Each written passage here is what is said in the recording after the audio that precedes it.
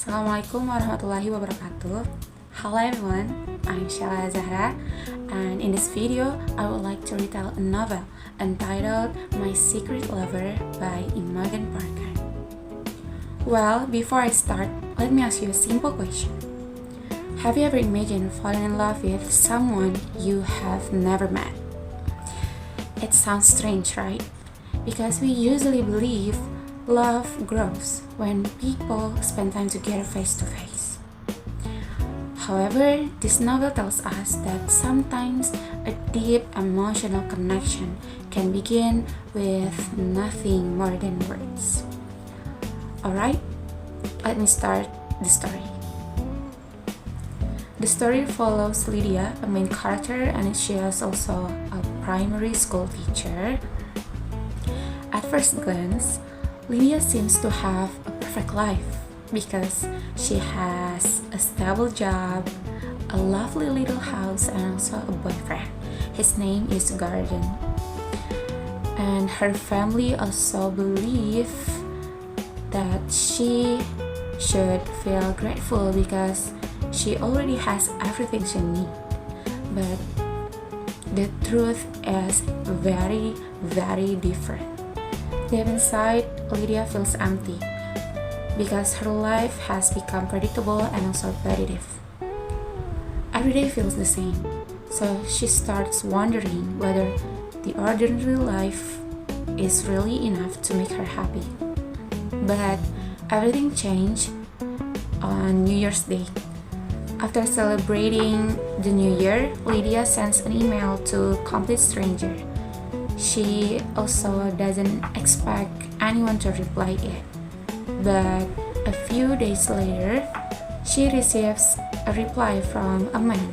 He is Andy, a 42-year-old journalist. At first, they are just strangers exchanging friendly emails. They talk about work, family, fun experiences, and also their daily life. However, as time passes, their conversation becomes deeper. They begin sharing about their dreams, fears, and personal feelings.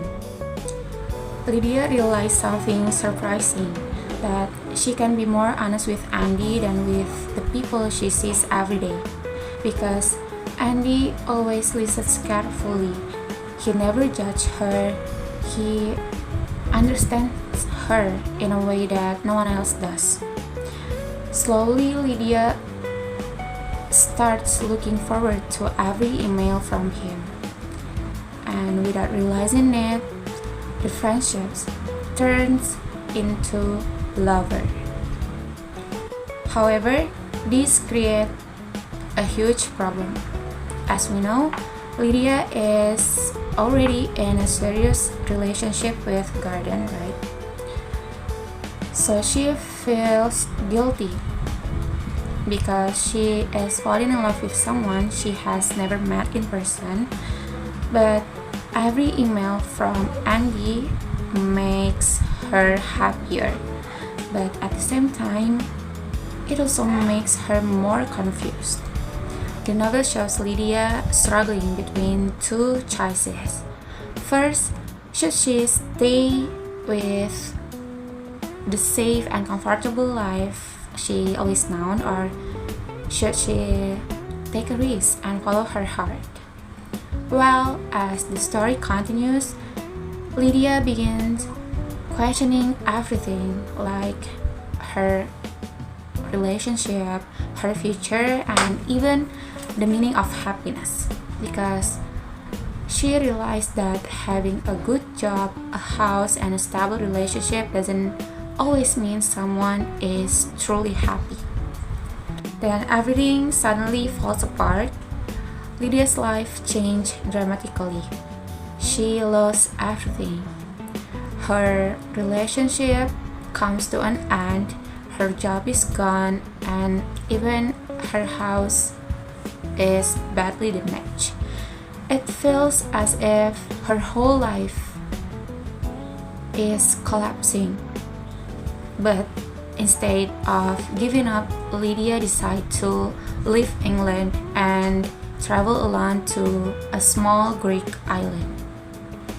She hopes that being far away from her old life will help her understand herself better. Well, at first, life on the island is not easy, right? Lydia lived very simple, like joining yoga class and also drama therapy, and she spends her day surrounded by people who are also trying to rebuild their lives. Little by little, Lydia begins to help. She realized that happiness doesn't come from having a perfect life, but it comes from accepting yourself and having the courage to start over. Then comes to one of my favorite part of the novel. One hot afternoon, Lydia is walking alone under the burning Greek sun when she hears the sound of the motorbike behind her. At first, she thinks she's imagining it because of the heat, but the motorbike stops exactly beside her.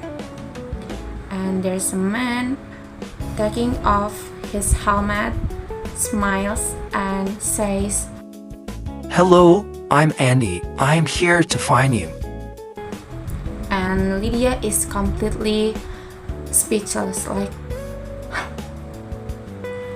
after months of sharing their thoughts, dreams, and feelings through emails, this is the first time they finally meet face to face.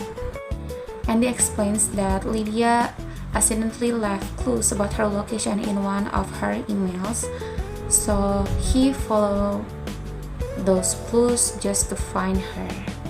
And without thinking twice, Lydia climbs onto the back of Andy's motorbike. At that moment, Lydia realized something important.